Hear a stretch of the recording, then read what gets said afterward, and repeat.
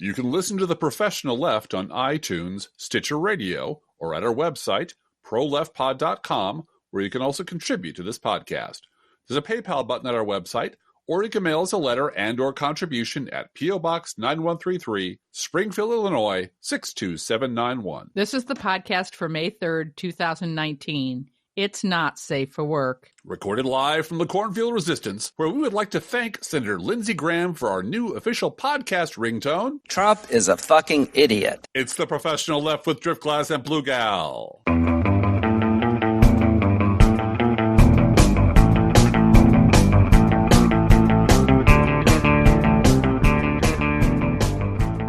Ringtone real loud, too. Trump is a fucking idiot. Every Chamber of Commerce meeting I go to, I want you to call me like 5 times. Trump is a fucking idiot. Oh, that's me again. I'm sorry.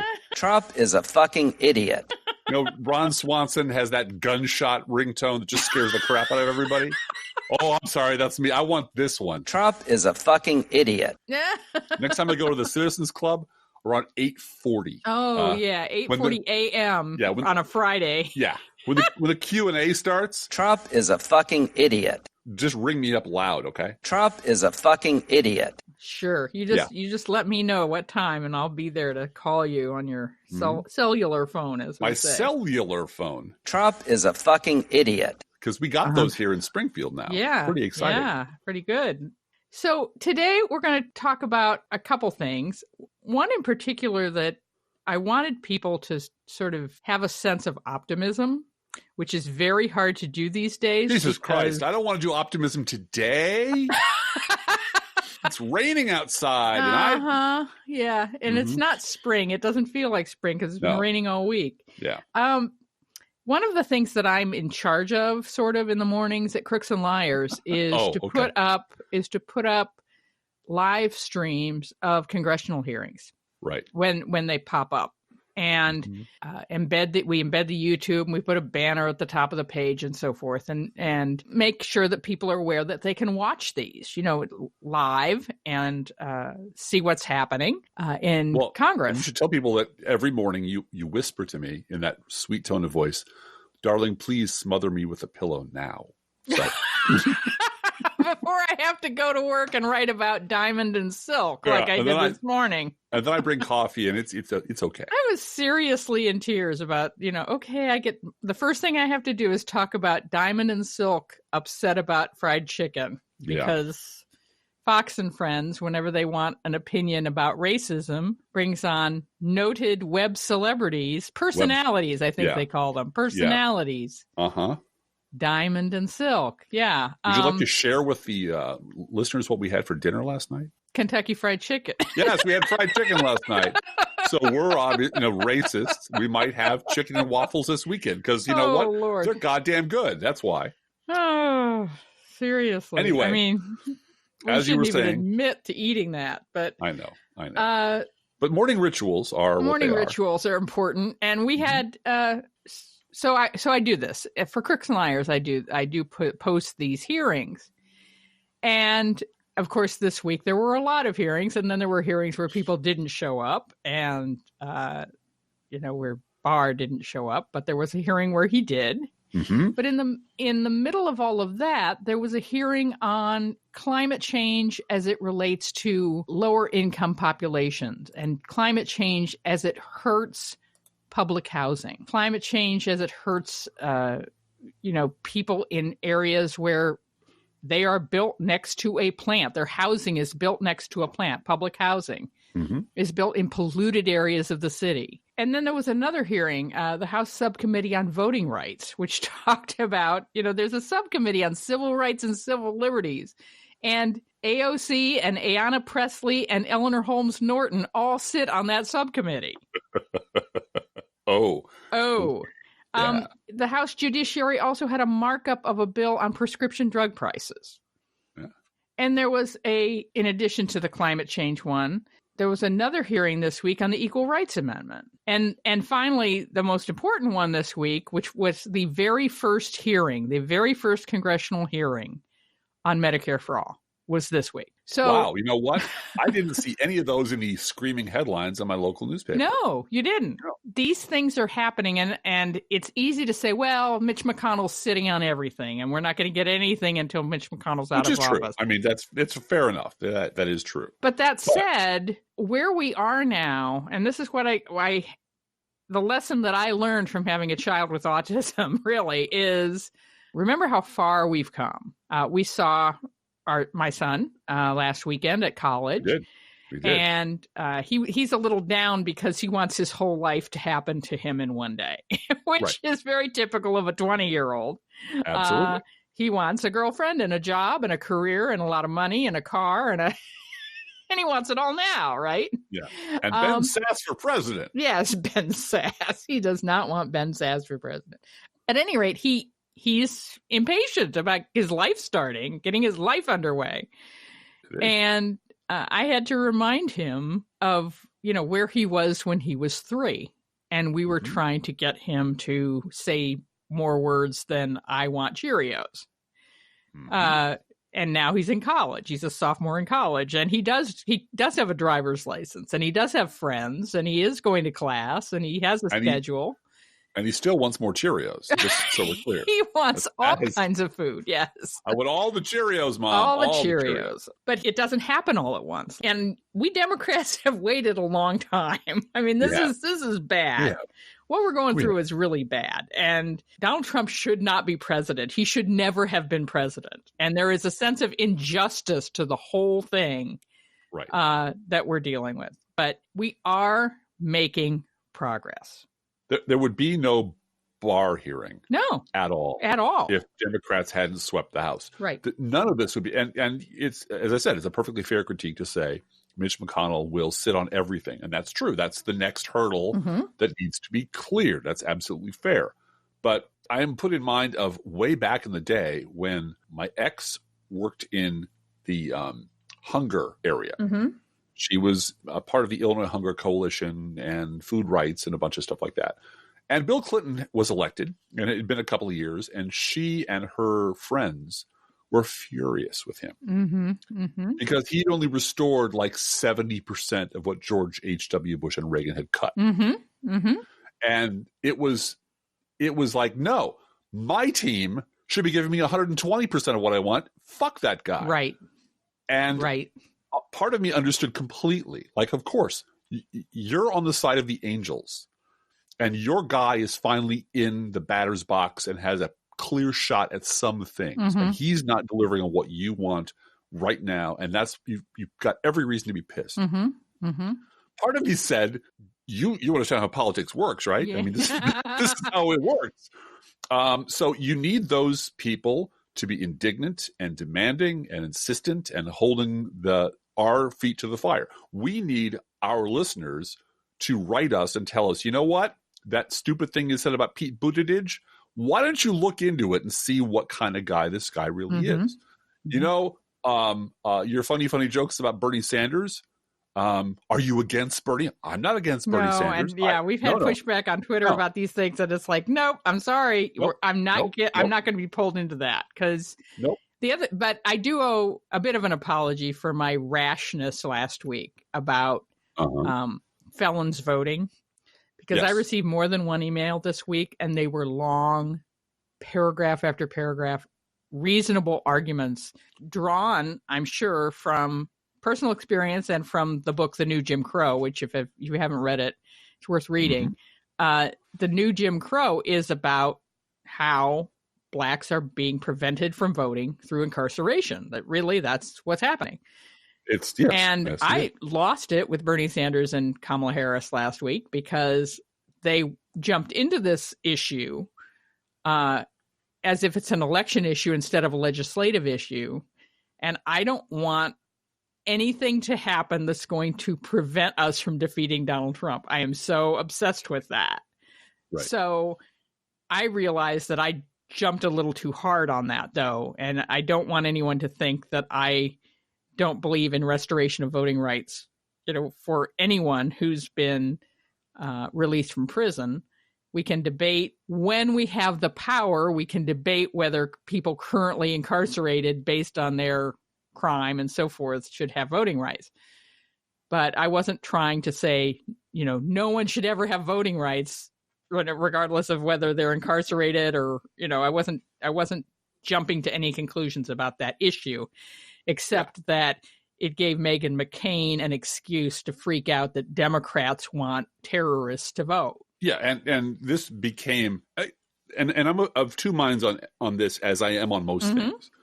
One is, and that was Newt Gingrich just seized on that. Democrats want terrorists to vote, and that was just. But you and I also, when we watch the news, as we do as part of our putting on the hazmat suit jobs, we flip over to Fox News occasionally to see what they're lying about, and it's always something insane. And we sort of have little side bets on, I wonder what Tucker Carlson's lying about tonight.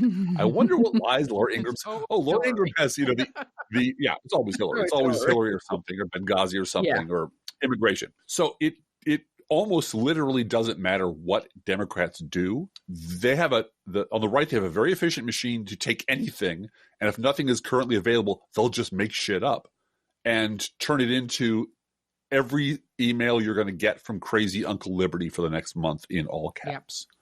That's just that's how their machine works. So it doesn't matter what we feed it. They're going to find something to feed off of. It doesn't help when they have a clip of it, when they have video of it. So I'm of that mind. The other half is, these people, it is insufficient at this point to talk about just policy or just what to do about Donald Trump. You have to do both. And you have to do both with the Mazie Hirono pointed stick. Yes. You have to go right after them. And when the mainstream media normalizes them, when the mainstream media picks up another Fox News conspiracy theory and turns it into a headline that we're all going to talk about, when Chuck Todd, we had a little shouting fest here this week at Chuck Todd. Why the fuck is Chuck Todd still have a job? It is the responsibility of everyone out there who has a voice and has a pen and has email, and especially if you have a very large media platform, to rip these people. Yeah. There's nothing unpredictable or unpredicted going on right now in politics. Everything is playing out exactly as you would expect. Fox is doing its thing. The shitheads in the center are doing their thing. The both-siders straddlers are doing their thing. And we on the left are doing everything else. We're carrying everybody else's, doing everyone's laundry for them and making everyone's meal for them, because there's no decent conversation about any subject anywhere. I used to go to science fiction conventions. You're kidding. And I know. I went to several of them. I met some authors, and I was a fanboy, and I took classes there and so on. But I would go to the con suite, which was the convention suite, and this is in the 80s and 90s. And I would stay there all night sometimes, because I was so starved for a conversation with anybody who knew what the hell I was talking about when I talked about Cordwainer Smith, or who had read Alfred Bester, or who the hell I was talking about. That it was such a nourishing experience to be among people who spoke my language and could react to me, that I didn't want to leave, and I wanted to dive into every conversation. That's sort of what we have here. It's such a desert out there. Outside of the left, there's nothing going on. It's such a complete absence of any serious grown-up discussion about anything. Everything is bullshit. Everything is fence-straddling both-siders. Everything is Hillary Clinton and Benghazi. That you have this shelter full of starving people who are desperate to solve problems, who occasionally turn on each other. Yeah. Because there's no place else to go. And I fully understand that. Let me add one more thing that I think we need to be aware of the magnitude. Robert Mueller writing a letter to Bill Barr is a really big stinking deal. And it is. To get into the weeds, as Barr and the Trump White House immediately led the media by the nose. I'm going to obstruct. I'm not going to show you the unredacted report. I'm not going to appear at the hearing. I'm not going to do this. None of that matters. What matters is Mueller wrote a letter. And you were talking about your ex. My ex was an attorney, is an attorney. And your ex was an attorney, is an attorney. And I remember throughout the course of our marriage, whenever there was anything going on of any kind of conflict and so forth, his response was, yeah, I'm going to write a letter. And the letter was on law school, because he was a law professor, law school letterhead, just so that everybody had the attention paid to, this is a legal document you have in your hand. It's typed appropriately. And the power structure was put in place, that this is how I'm going to deal with the problem of you, dear sir, to whom it may concern. Everyone understands the level at which this has now been elevated. But it's important not to lose sight of that, because the distraction that all that Donald Trump and the Trump White House and Trump 2020 have is the ability to distract from what really matters. And what really matters is Planet A, what is really happening on Planet A, which is Donald Trump obstructed justice. There were rules in place which said a sitting president can't be indicted, that the investigator, Robert Mueller, felt he was controlled by, was limited by. Right. And it is now possible, we don't know yet, but it is possible that Barr actually was gunning to end this investigation. So in that case, all of this sort of happened more quickly than it might have. But Mueller wrote a letter. Well, and that's, I want to add to that just by saying that's why, whether you are a very large voice in the world or a very small voice in the world, I cannot emphasize how important it is to go after the middle, go after the center, because the media, the ragtag leftover remnants of what was once considered the legitimate media, have such an allergy to ever taking a position on anything that, and I've used this analogy before, they fight over font size. Yeah. So the corrupt, criminal, racist, traitor president appointed a corrupt, criminal attorney general to cover his ass because he doesn't want to be hauled off to prison for his corruption and his criminality, is the same font size as Democrats in disarray. Right. And that's what Chuck Todd wants to talk about. He wants to talk about the font size and the process and the horse race. Anyone who thinks any polls mean anything at this point, I think Athena said today, should take it up with President Gore. Right. It's insane to be talking about, but it is safe. It's the Steve Kornacki blanket of safety. Well, it is. And it's the Washington Beltway media that is so impressed with the buildings they're standing in and the institutions that they're covering that they forget that attorney general doesn't necessarily mean legitimate governing official. In this case, he is not a legitimate governing official. And there's the problem of accountability, which is just as if with the Iraq War, all the people who warned that this guy was problematic were ignored because he's an institutionalist. And they're, to their credit, there are people on MSNBC now going, I made a mistake. I thought we could trust this guy. The people who said do not trust this fucker, he was the guy who black bagged the Iran-Contra deal. He's been a cover-up artist ever since. He is not an honest man. He's not an honorable man, and he's going to go in there and act as Trump's personal fucking mob lawyer, and he's going to do it with a smirk on his face because he knows he can't be touched. He's 100% insulated. No one put Jeff Sessions in jail for lying to Congress. Right. During his confirmation hearing. No one's going to touch this guy. No one's going to haul him off to jail. So he can sit there on his fat ass and smile and smirk and shrug and drink his water and roll his eyes, knowing that Mitch McConnell will never, ever allow him to be brought up on charges for anything.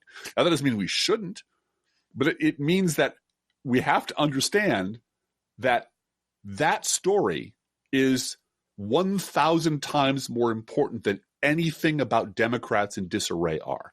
And anyone who doesn't treat it that way is lying to you, is trying to make you shrug your shoulders and go, well, it's both sides. Well, what are you going to do? And again, reading numbers on TV is the safest way to avoid having your house not egged by Nazis. Yep.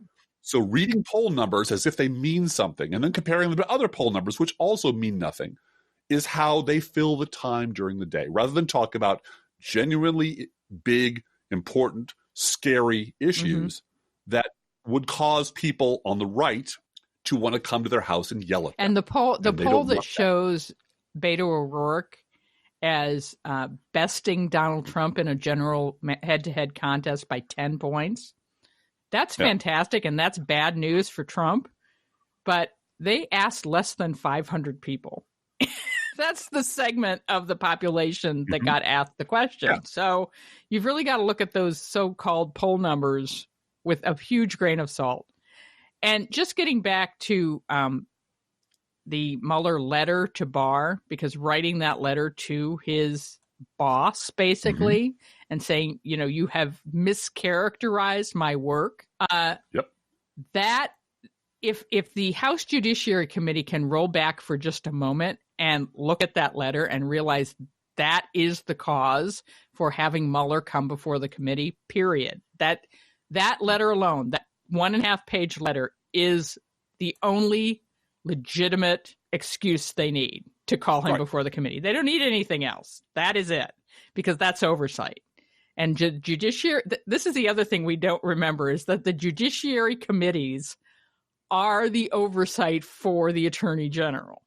So he is obligated to them. Yeah, but and that's what you get back to that old, I think it's Stalin quote. How many divisions does the Pope have? Right. What are you going to do? Throw me in jail? And my short answer, this is why I need to be, Speaker of the House for a day. My short answer is, yep. Yep. I'm going to get the Sergeant at Arms to come to find you and take you under arrest. Yeah. And I believe there is a House jail. We're going to haul your ass down there, and there's no bail. We're going to keep you in House jail. Until you agree to testify. Until you agree to testify. Under our conditions. And if you want to sit up there and say, as the Attorney General, I'm taking the Fifth Amendment for an hour, great, we'll do that. We'll just play handball with your yam sacks for an hour and let Macy Hirono go off and bury your remnants in the backyard, which won't affect Mitch McConnell at all, because Mitch McConnell is a soulless monster. Okay, that's true, but I think one of the reasons that Donald Trump is really losing the narrative here, regardless of how many times he says it's over, it's ended, it's done,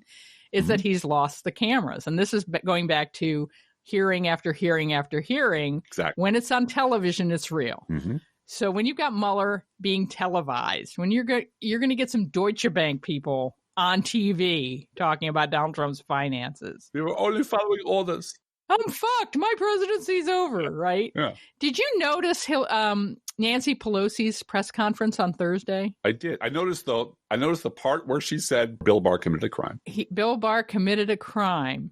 And the next question from the reporters changed the subject. Yes. Because I have a question. And I want my question answered. Instead of the Red Sea parting at that point and drop everything because the House Speaker just said that the Attorney General committed a crime. Right.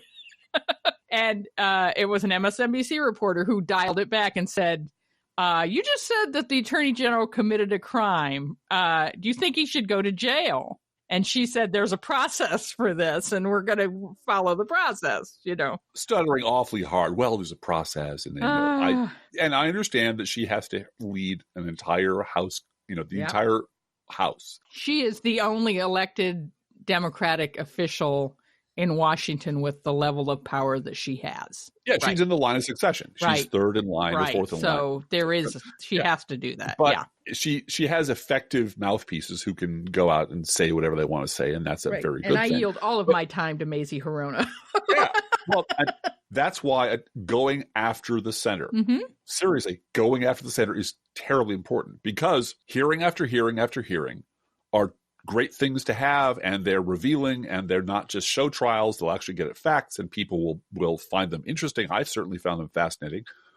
But then you get the 30-second snippet that it'll be reduced to for Meet the Press, and then you'll have Kellyanne Conway on opposite somebody, or Hugh Hewitt opposite somebody, and then it's just going to be a debate over whether or not this is really important.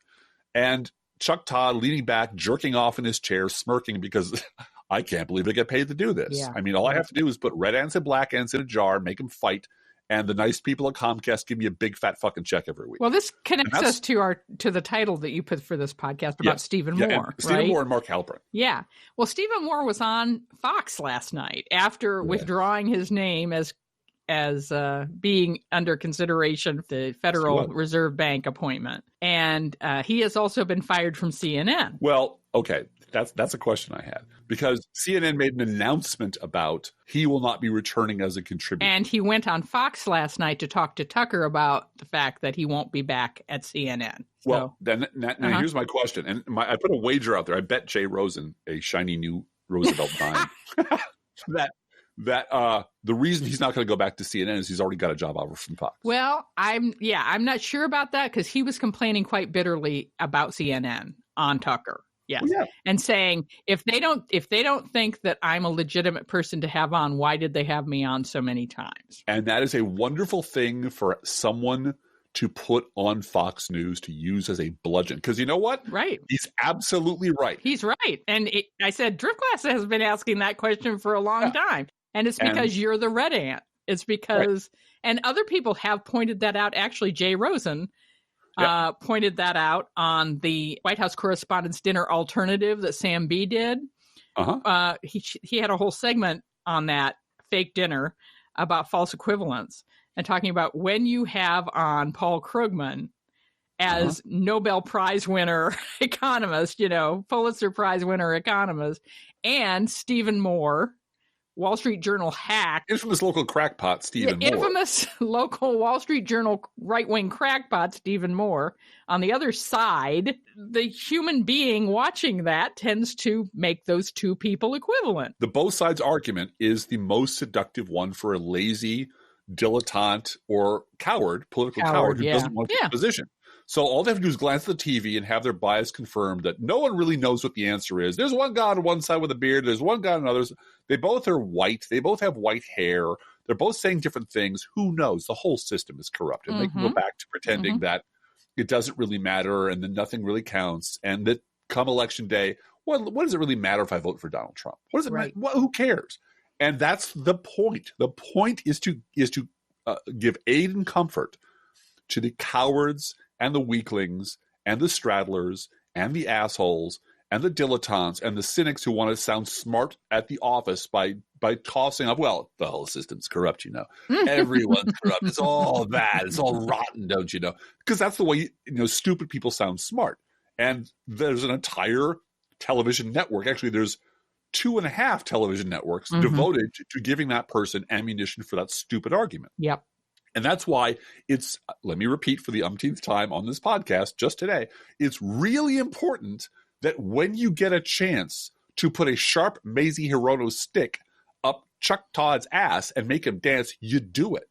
You take your shot when you get your shot and make it perfectly clear in really understandable language that humans can understand that both sides do not do this, that one side is wrong and insane and racist and evil, and the other side, for all of its flaws, is not.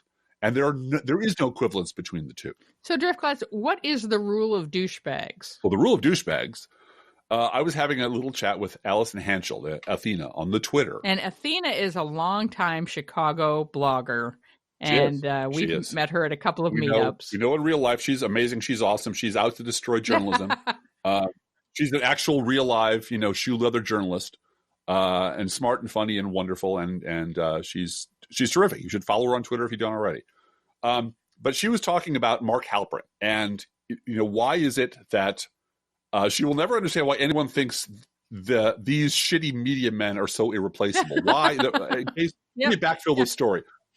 As predicted by yours truly 2 years ago, Mark Halperin is soliciting his good friends on MSNBC, apparently Joe Scarborough and Mika Brzezinski, and others, I assume, to get him back on the air because he has no other tangible skills at all on this earth other than sitting in a chair, smirking and saying, it's really both sides. It's both sides. It's both sides. And Donald Trump, this dude's great for John McCain. That's literally all he does. He sucks at his job. Except that is his job, so he's really good at his job, which is being that big of a douchebag. So the question she had was, I don't understand why these people think the shitty media men are so irreplaceable. What the fuck, man? Any idiot can do this job. Aha. But you see, I worked in city government. And there were a lot of shitty employees in city government. There were a lot of terrible commissioners who worked at the city of Chicago. None of them were ever fired. And here's the reason why. Because in any confederacy of douchebags, if one douchebag gets fired for being a douchebag, it freaks all the other douchebags out. So you got to protect the hive. You got to protect the group.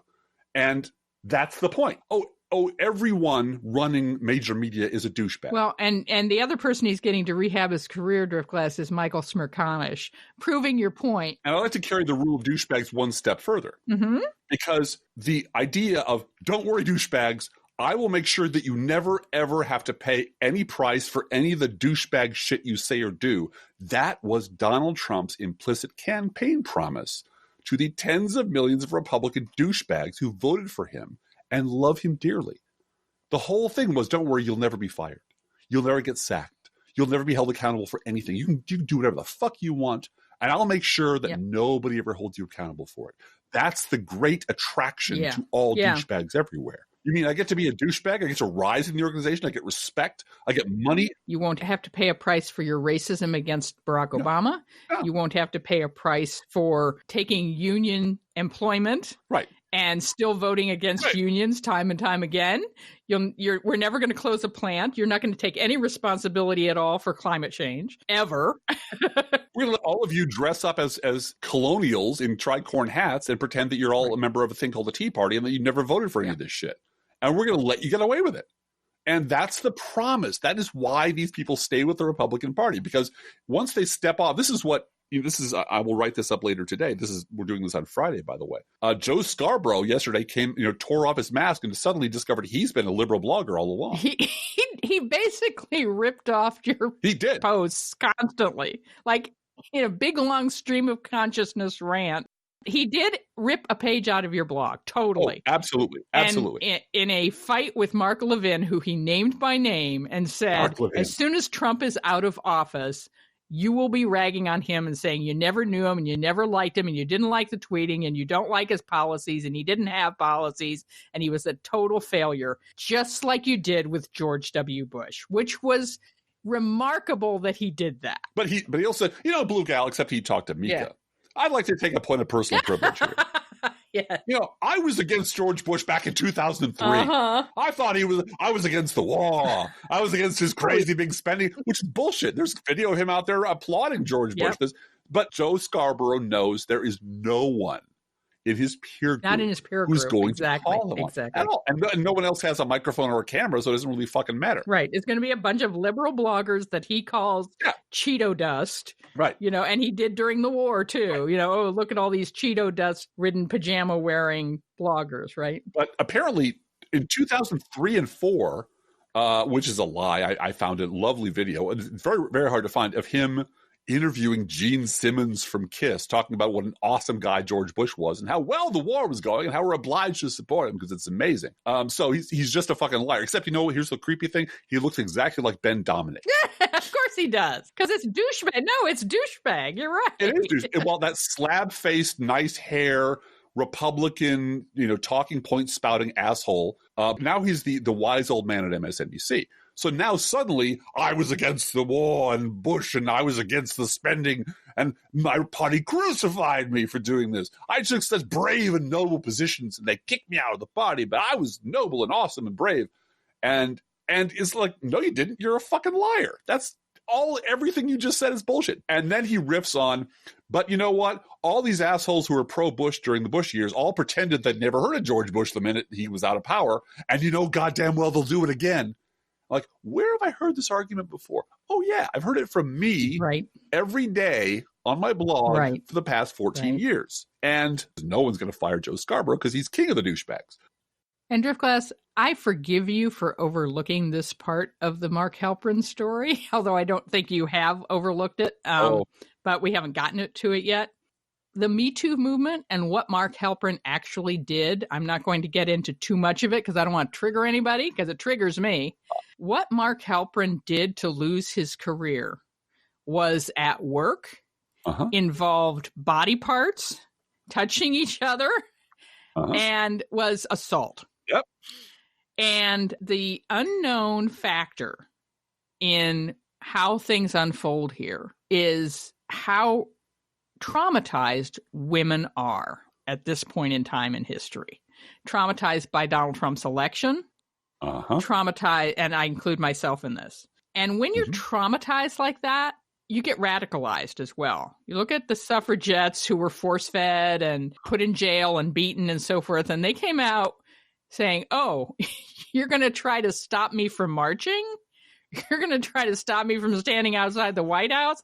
I survived days and days and nights in jail getting beaten and force-fed.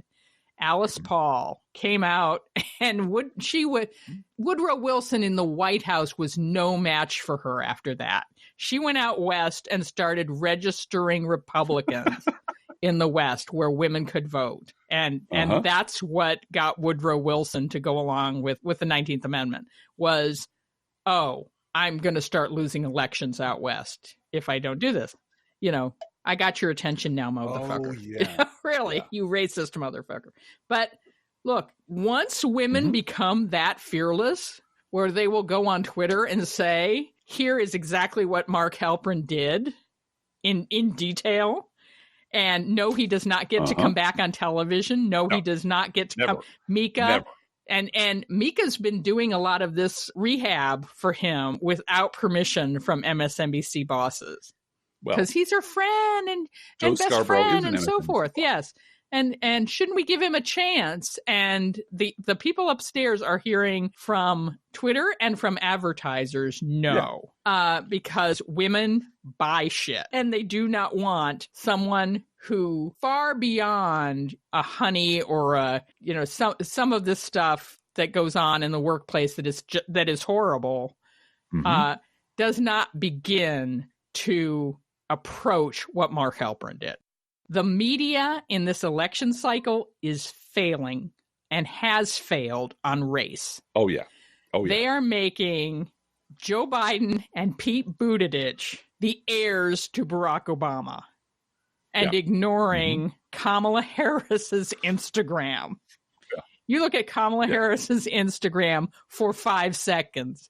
There is no question who the heir to Barack Obama is in this race, period.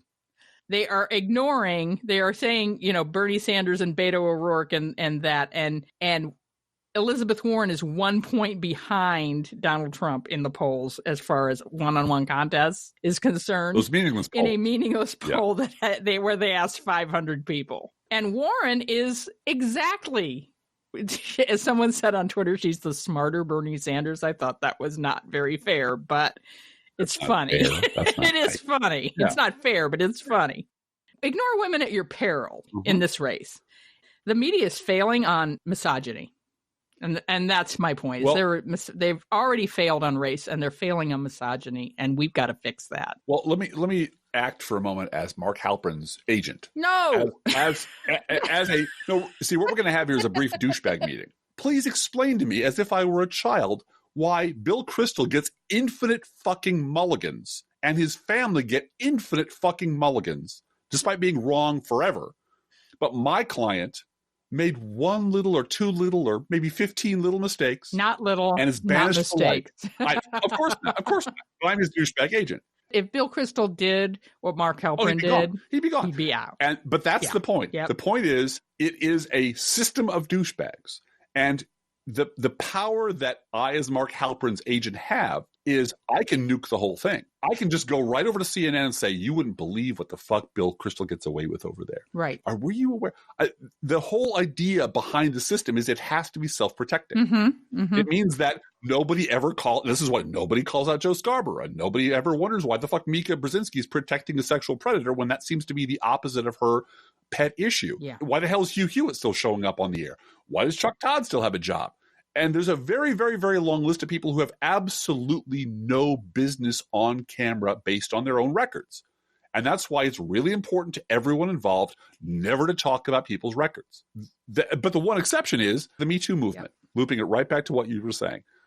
That there's such an enormous amount of radicalization and wokeness and intolerance of this behavior. Because it is a near universal experience of women in the workplace. Exactly. Yep. So that's the exception to the douchebag rule. But it's still in play. That the reason they think they can maybe smuggle them back on there is because if we start holding each other accountable for our behavior, nobody will be left to turn the cameras on.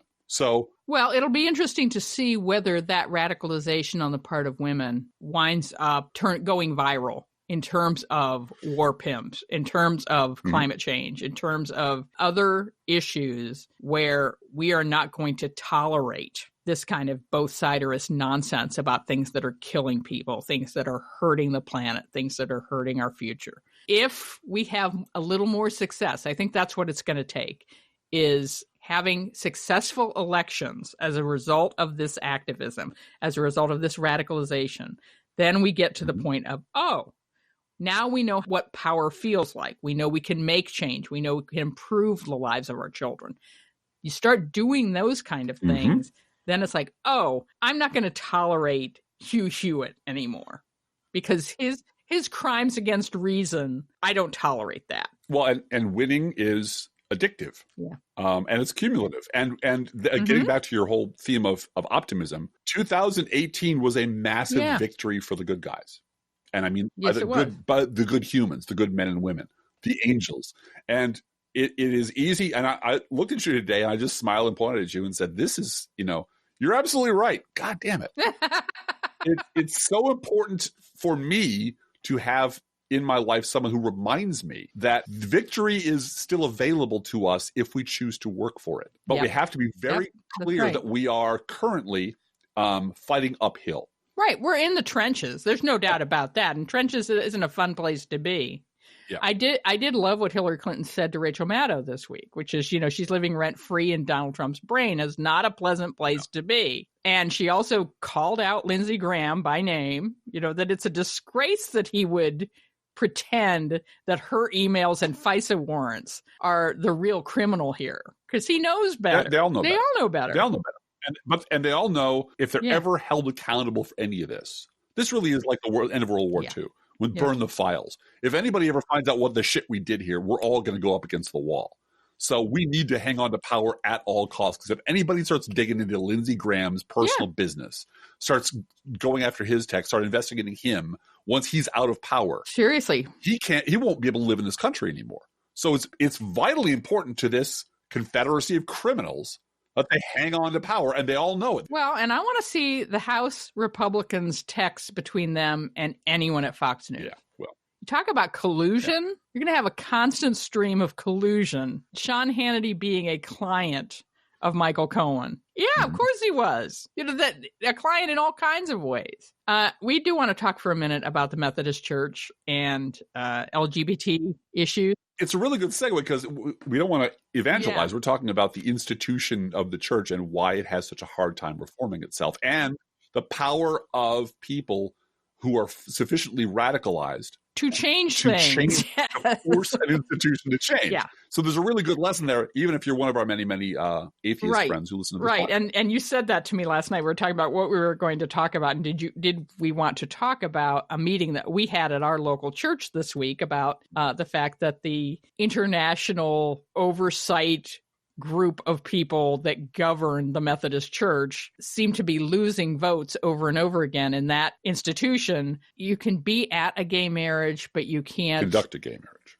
You can't conduct a gay marriage, right? If you do, you're fined. If you second time, you're fined. You're fined a year's salary if you don't. And so this African American pastor, who is our district supervisor, came in to talk to all white? I think everyone there was white. 97% was white. Yeah. Rounding, and I'm rounding down. So yeah. There were more gay people in that room than there were black people. There were. I will tell you that. Yes, there were. And to talk to us about what had happened and what had happened. We had a judiciary committee meeting that decided that this vote against gay pastors and gay marriages was constitutional, so it's been upheld. And what's going to happen next? Because the church is going to split. That's what's going to happen. A big split. Yeah, and it's about property and who gets to own what and who goes where, and who's going to. And it's about power. It's about who gets to say. The guy who came and spoke to us, who was a district supervisor, was very upfront about that. He was very upfront. He was, and I don't want to violate any confidentiality because it was sort of a closed meeting. But he was very clear that this had nothing to do with Scripture. Right. This was about power and control. there are churches in the United States that are still anti-gay. They are in the minority in the United States. They are in the majority in Africa, primarily because the culture in Africa it's illegal in large parts of Africa to be gay or to talk about being gay. Right. So the church is going to split. That's the point. The church, the United Methodist Church is going to split. And it may take 3 years, may take 5 years, but the church is going to split. And the thing that I brought up at the meeting that I'm still not quite sure if everybody sort of caught on to what I was saying, but I was asking questions about if a same-sex couple comes to a church, a United Methodist Church, for baptism of their adopted child, can a pastor do that without consequences? Now, why is that a tricky question, Blue Gal? Because we are cherry-picking the sacraments. Right. And which ones we, quote unquote, will give to gay couples and which ones we won't. Right. And I said that, and then I brought up communion, because one of the things that everybody's very proud of in the United Methodist Church is open communion. Doesn't matter if you're a Catholic, an ex-Catholic, an Anglican Catholic, or a United Methodist from the cradle, or you've been an atheist and you came here for Easter and you're just here because your mom's sitting with you. If you are in love and communion with your fellow human beings and in love with God, therefore, I guess if you're an atheist, you're not supposed to go up and have communion. No one's going to ask you too many questions. If you're hungry, you need a snack, a little sip of something, a bite of food. Yeah, come on up. So, but open communion means, you're, no matter what church you belong to, whatever is going on with you, you are welcome at the table of God, at the table of Christ, whatever. You can have communion. And that is not true in virtually any other church. Also true. So I asked the question, can a gay couple come before a pastor and take communion, the body of Christ, the blood of Christ? Can they do that without consequence to the pastor? Yes, they can. The church is cherry picking the sacraments that they will, quote unquote, give to gay and lesbian couples. And that's, it exposes them as this being about power and about who is hired and who gets to, benefit financially from church activity. And we got a very blunt history of Methodism. And race, which isn't telling tales out of school. And race, that there was, John Wesley started ordaining black priests. Yep. And baptizing black women. And that freaked people out. In 1790s, during the slave days, was baptizing black women. Then there was this apartheid period. Well, we'll have a section where it's allowed to do this, and a section where it's not allowed to do this. And that lasted for a while, a long while. Then it was like, this is insane. But the point is, this is a human institution problem. This is a problem with people who want to hang on to power, who want things to stay the same, who don't want any of those people coming in and messing with their privilege, using their power in a democracy to hang on to that power, versus the people who are the reformers who are always coming up and trying to hold them to their own professed ideals. Yeah. And that will always be an uncomfortable conversation. So as we did at our little church basement meeting, what we are always trying to do is hold our government, specifically the lunatic portion of our government called Republicans, to their own standards, to their own professed belief in democracy. And they're so profoundly not. They're failing. They don't believe any of this shit. They don't believe in oversight. They don't believe in accountability. They don't believe in economic prudence. They don't believe in the future. They don't believe in science, except when those things can be pulled out of a tool bag to beat up Democrats. They don't believe in sexual morality or pro-family policies. And that's the rule of douchebag writ large. It's this collective, we're all scumbags here. We're all looters and monsters and molesters and creeps and assholes and traitors, but we're all in this together. And if we don't hang together, we will surely hang separately. And that's what they're hanging on to. It's however shitty we are, at least we'll never be held accountable for the shit we do. The minute the Democrats come in, and the minute one of those goddamn Democrats shows up who does not want to talk about a purple America and reaching across the aisle, but says, no, what we're going to do, we're going to start holding people fucking accountable for the shit they pulled. The minute that person shows up, we're all fucked. So let's, number one, never lose power.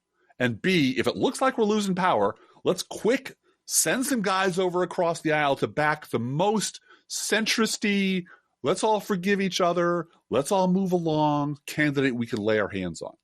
Because other than that, if that's not the case, we're doomed.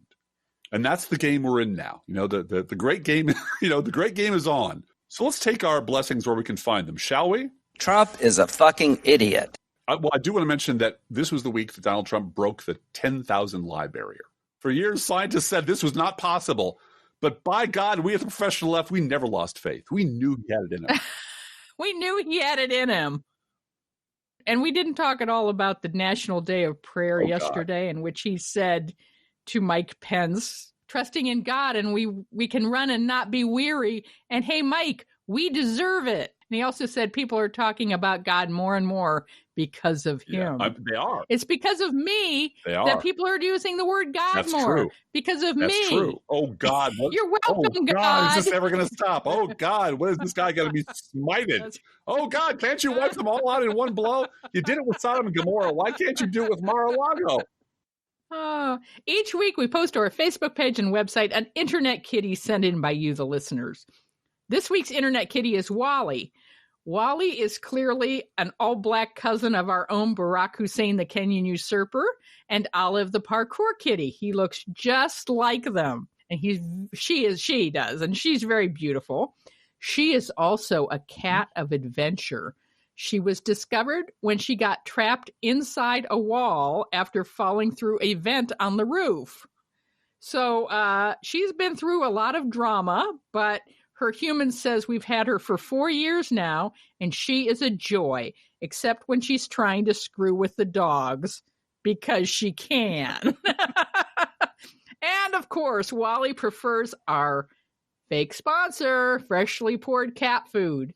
Whether you buy Pet Store Perfection or Dollar Store Drek, your cat will sit on the kitchen floor and demand that the cat food they eat is only freshly poured. Freshly poured, freshly poured.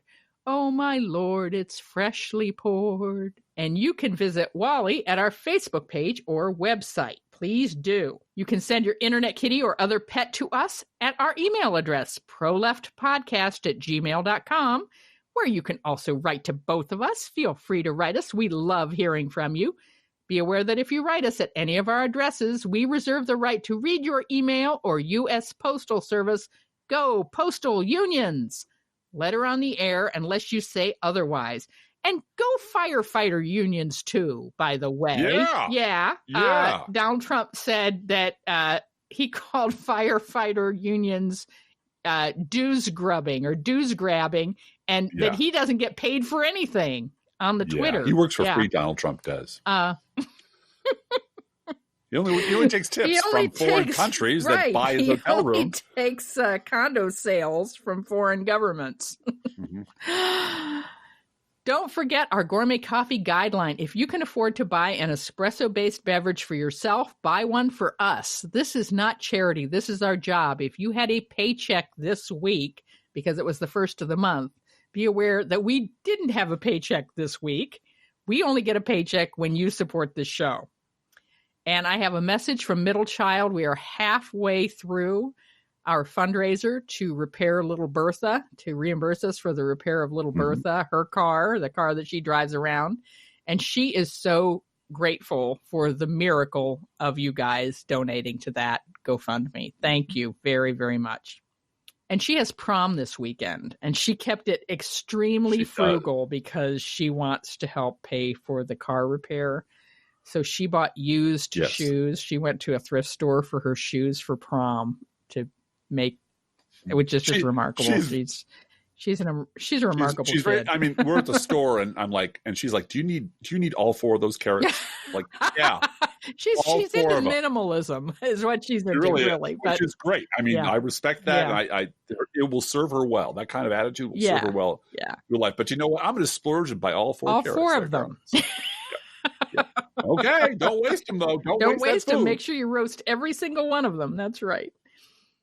Approximately 1% of our listeners support this podcast with a contribution. You can, too. See our website, proleftpod.com for details. Our PayPal postal address, GoFundMe for Little Bertha, buy us a coffee. All of those options are there at proleftpod.com. Please share our show on social media, and thank you so much for doing that. Hey, Driftglass, how are the Internet Kitties doing this week? Well, Blue Gal, the Internet Kitties have no intention whatsoever of honoring your stupid subpoenas. Oh, dang it. Let's think about living. Think about living. Let's think about loving. Think about loving. Let's think about the hooping and the hopping and the bopping and the loving, lovey-dovey. Let's forget about the wine and the crying, the shooting and the dying, and the fellow with a switchblade knife. Let's think about living. Let's think about life. Professional Left podcast is recorded under a Creative Commons license. Copyright 2018.